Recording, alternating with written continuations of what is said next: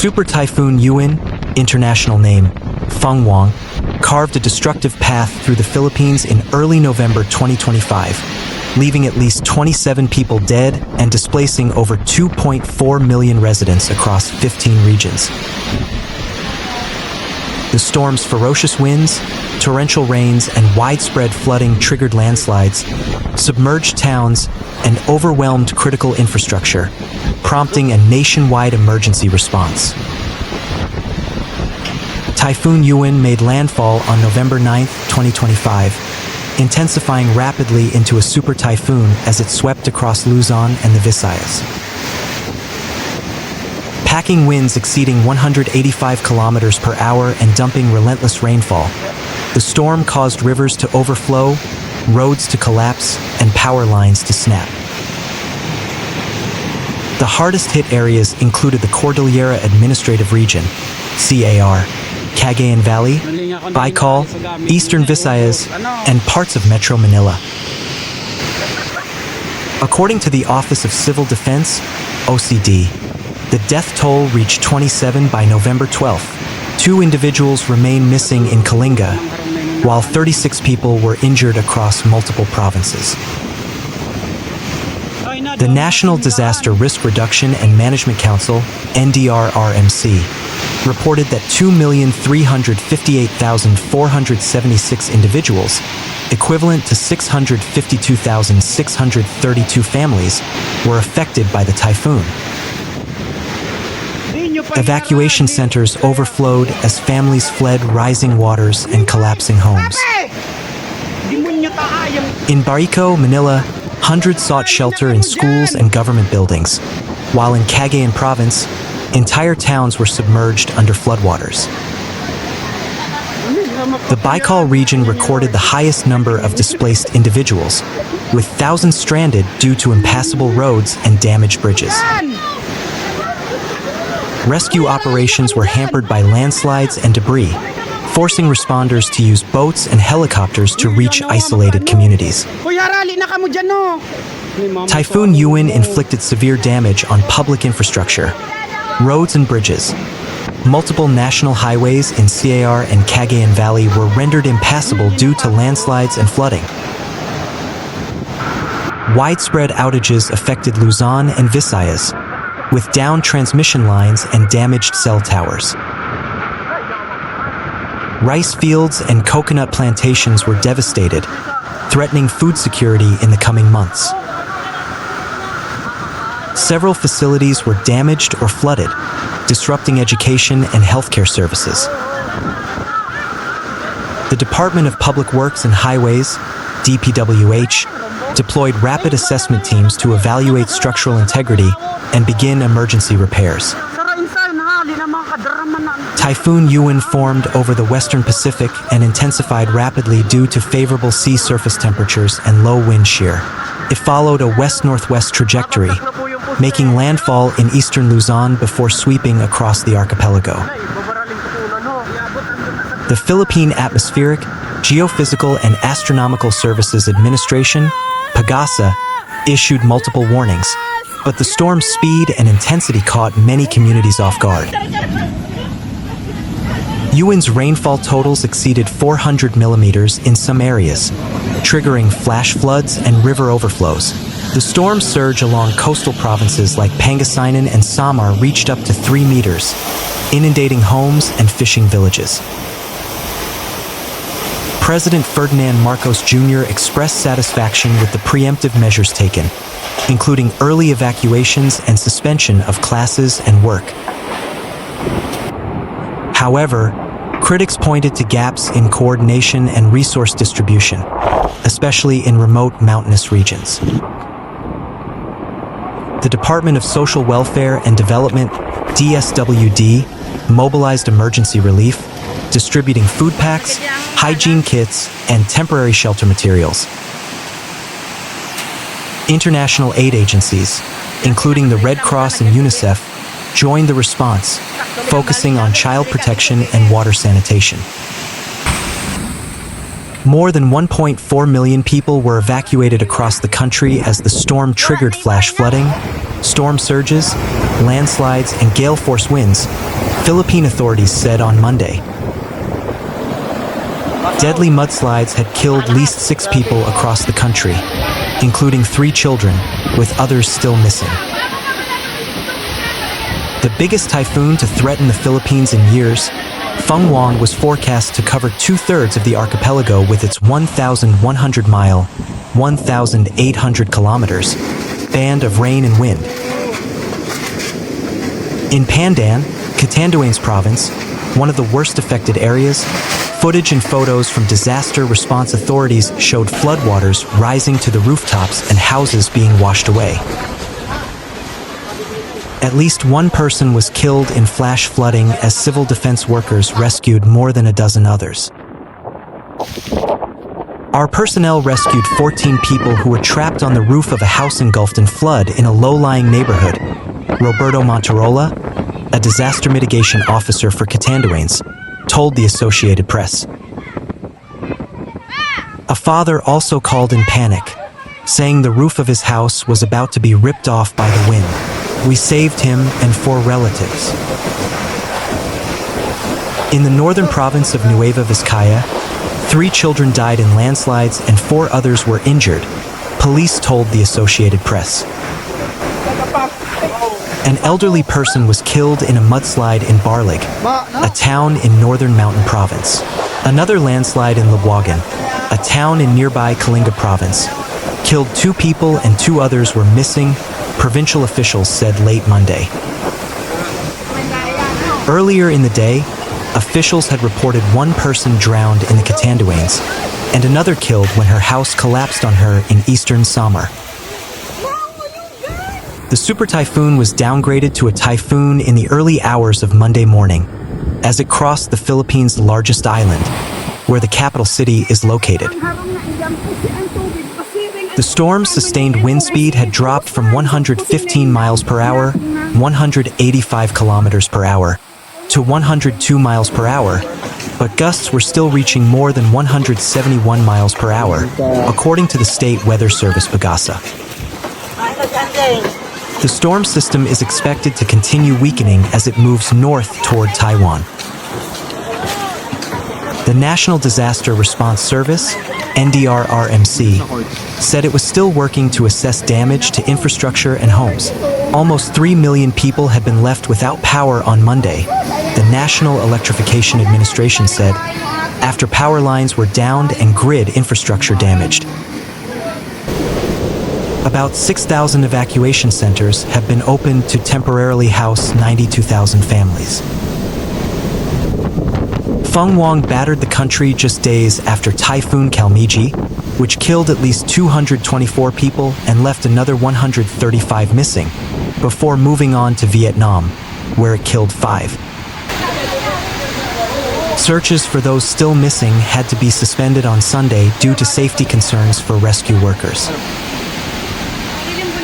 Having a second typhoon hit so soon after Kalmiji may have worsened the destruction, as torrential rain fell upon already soaked and destabilized soils. In northern Luzon, where mudslides killed a number of children, civil defense authorities said the ground had already been saturated by heavy rains. The climate crisis is making tropical storms and typhoons more intense and frequent. Fung-Wong is the 21st typhoon to hit the Philippines in 2025. The rate of super typhoons hitting the Philippines has increased by more than 100% over the last 2 decades, scientists have found. The World Bank estimates that the intense storms cause an average of $3.5 billion, £2.7 billion in damage to the country every year. The Philippine President, Ferdinand Marcos Jr., said on Monday that a state of national calamity declared over Kalmiji and Fung-Wong would be extended to a full year. More than 325 domestic and 61 international flights were canceled over the weekend and into Monday, and more than 6,600 commuters and cargo workers were stranded in ports after the Coast Guard prohibited ships from venturing into rough seas. About 3 million people were left without power on Sunday, according to Philippines news agency. While the Philippines has not requested international aid after Kalmiji, officials said the US and Japan are prepared to assist, and authorities have ordered schools and most government offices to close until Wednesday, according to AP News. The Philippines is no stranger to typhoons, and Fung-Wong is the 21st named storm to impact the country this year, according to local officials. Its predecessor Kalmiji left a trail of death and devastation as it tore through the central Philippines on Tuesday, reducing entire neighborhoods to rubble and displacing tens of thousands of people. At least 188 people were killed, most in Cebu province, a tourist hotspot, local authorities said. Though not the strongest storm to hit the country this year, Kalmiji was slow-moving and dumped huge volumes of water over highly populated areas. Officials said most people died from drowning. Its impact was worsened by clogged waterways in an already flood-prone area and an apparent lack of understanding of early warnings, Alejandro of the Office of Civil Defense told local media. The Philippines is one of Asia's most flood-prone countries, but this year it has also been mired in a massive corruption scandal involving flood control projects that have brought thousands of protesters onto the streets. Dozens of legislators, senators, and construction companies have been accused of receiving kickbacks with money intended for thousands of flood control projects. Scientists have long warned the human-caused climate crisis, for which industrialized nations bear greater historical responsibility, has only exacerbated the scale and intensity of regional storms that disproportionately impact populations in the global south. The Philippines is one area where the weather is changing, with more intense storms and severe tropical storms with a wide rain band, Miley said. In the past, we used to focus on where the storm would make landfall. But now we have to consider the rain band because it's so wide in scope that areas far away from where the storm makes land are getting flooded. The Western Pacific is the most active tropical basin on Earth, but global ocean temperatures have been at record levels for each of the last 8 years. Hotter oceans, fueled by human-caused global warming, provide ample energy for storms to strengthen. A tropical depression developed in the open sea far to the east of the Yap Islands, an archipelago some 1,000 miles, 1,600 kilometers, east of the Philippines, on November 4, 2025. The depression center circulated in the area for 2 days before it began to organize into a storm. The Japan Meteorological Agency upgraded the system to a tropical storm and assigned it the international name Fung-Wong on November 6th. It tracked steadily west-northwest as it strengthened, eventually attaining typhoon status on November 7th. At 10 p.m. that night, the typhoon center entered the Philippine Area of Responsibility, an area around the Philippines where typhoon activity is closely monitored by the Philippine Atmospheric, Geophysical, and Astronomical Services Administration, PAGASA, the country's meteorological agency. The system then intensified rapidly into a super typhoon, gaining about 47 miles, 76 kilometers, per hour in 24 hours between November 7th and 8th. The Philippines prepared for the oncoming storm by evacuating more than 1 million people before Fung-Wong made landfall. The storm tracked northeast, weakening into a tropical storm on November 11th as it approached Taiwan. The strong winds and rain brought on by the storm's outer rain bands caused severe weather complications in Taiwan before Fung-Wong made landfall. Many coastal localities were flooded on November 11th. Suao, a harbor town, saw 25.5 inches, 648 millimeters, of rainfall, which flooded more than 1,000 homes the same day. Government authorities ordered more than 8,000 people to evacuate across multiple counties in the path of the storm, following warnings that the tropical storm could cause devastating landslides and flash floods with landfall. The center of the storm made contact with the southern tip of Taiwan about 8:30 p.m. local time on November 12th, passing close by Cape Eluanbay and veering toward the eastern coast of the island. The storm was downgraded to a tropical depression after it made landfall, with wind speeds of 34 miles, 54 kilometers, per hour near the center and gusts of 51 miles, 83 kilometers per hour. Meanwhile, a storm surge linked to Super Typhoon Yuan inundated coastal areas of La Union overnight, damaging homes and businesses that were still reeling from earlier impacts. In San Juan, La Union, the storm surge damaged beachfront establishments along the popular surfing coast before dawn on Tuesday. Business owners said repairs will be costly and expressed concern that the surge was far stronger than what they experienced during previous storms like Typhoon Uwan earlier this year. Meanwhile, the storm surge left the coastal community in Barangay Poro, San Fernando, La Union heavily damaged around Monday night and continued until past midnight. Most residents evacuated as water rushed inland, while some chose to stay behind.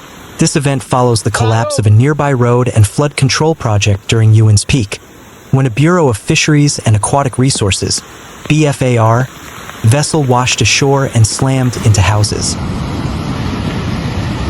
Greenpeace Philippines urged world leaders and the Philippine delegation at the UN Climate Change Conference, COP30, starting this week in Belém, Brazil, to strongly push for climate accountability. Every storm wipes out decades of hard work in a single night, said Virginia Bonosaloran, climate campaigner at Greenpeace Philippines. Filipinos should not be forced to rebuild again and again while the companies fueling the climate crisis walk away with record profits. At COP30, leaders must make fossil fuel giants pay for the damage their pollution is causing, so families can recover with dignity and live without fear. Storm surge, infrastructure damage, and power outage were reported after Tropical Cyclone Yuan made landfall as a super typhoon over Aurora and crossed several provinces in Luzon, according to reports on GMA Integrated News Anang Balita on Monday. In Aurora, where Yuan made landfall as a super typhoon, strong winds and heavy rains were experienced on Sunday evening, according to a report of Ian Cruz. Power supply and communication lines were cut. Some cottages and the storage area of surfboards were damaged due to storm surge. In Nueva Vizcaya, strong winds and heavy rains caused electric posts and trees to collapse in Barangay San Ricardo, Homestead in Talavera Town, as well as Maniknak in Palayan Town, according to a report of Marais Umali. Some roads became impassable. The Pampanga River already started to overflow. Meanwhile, in Metro Manila, up to chest-deep floods were experienced in Navotas City after a dike in Barangay Bagumbayan South collapsed, according to a report of B. Pinlac. A power outage was also encountered in the city. In Marikina City, the Marikina River has reached a peak water level of 14.5 meters amid the onslaught of Yuan, according to a report of E.J. Gomez. Fallen trees and power lines were also reported in Quezon City and Mandaluyong City. Power outages were also reported. In San Fernando, La Union, electric cables were seen swinging amid the heavy rains and strong winds. Some tarpaulins were almost scrapped from posts. The strong winds sent roofs and signages flying in Isabela, according to a report of June Veneration. All the overflowing bridges in the province were not passable. In Santiago town, there has been no power supply since Sunday evening. Catanduanes Governor Patrick Azanza said the onslaught of Yuan was a different experience for the locals compared to other cyclones, as the Super Typhoon had strong winds, heavy rains, and strong surges combined. Yesterday was a really unique experience here in Catanduanes. Everyone knows that we are usually hit by cyclones, but this Super Typhoon Yuan is unique because it was a combination of heavy rain, strong wind, and storm surge. Some barangays were submerged in Catanduanes, even the seawall on Imelda Boulevard. Landslides and flash floods also hit the province. In Camarines Norte, big waves overflowed beyond the seawall in Datetown, Darlene K. reported. Many roads were impassable to motorists due to the toppled eclectic posts and trees. Up to knee-deep floods were experienced in the area. Power outages and problematic communication lines were also reported. In Dagupan City, some affected residents were suffering from fever, cough, and colds in evacuation centers, according to a report of GMA Regional TV's Cindy Salvatio. Trash was seen floating in the floodwaters. No power supply in the area after electric posts and trees collapsed. In Ilocos Sur, a storm surge was reported in STA Cruz Town, according to a report of Rafi Tima. The typhoon brought strong winds and heavy rains, causing trees and electric posts to collapse, resulting in power outages. Ayan yung Super Typhoon.